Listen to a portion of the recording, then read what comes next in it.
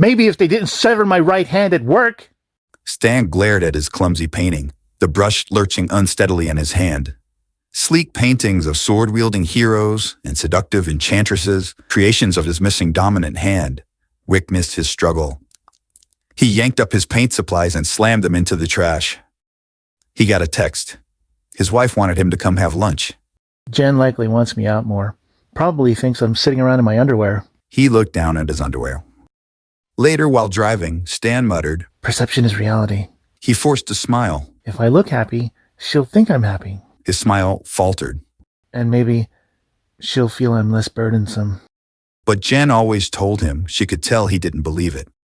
At the restaurant, Stan saw Jen sitting with an older man. She introduced him as Dieter, a client whose offices she was decorating. Stan dreaded introductions and shaking hands with his left hand.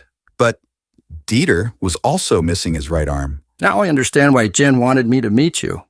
Dieter spoke of his childhood, of adapting, of his full life. But when Stan told how he lost his arm, Dieter was silent about his. When Stan asked why he didn't seem to miss his arm, Dieter said, I was born without one. Why would I miss what I never had?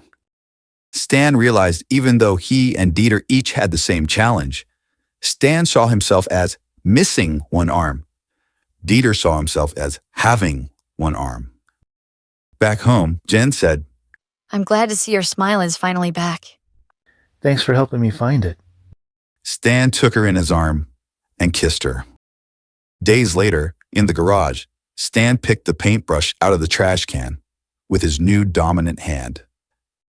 That was On the Other Hand, a story burst by Wayne Brandenburg, inspired by Rafa's writing prompt, Perception is Reality. Thanks, Rafa. Leave a message with a 5-word prompt. You might inspire a future story burst.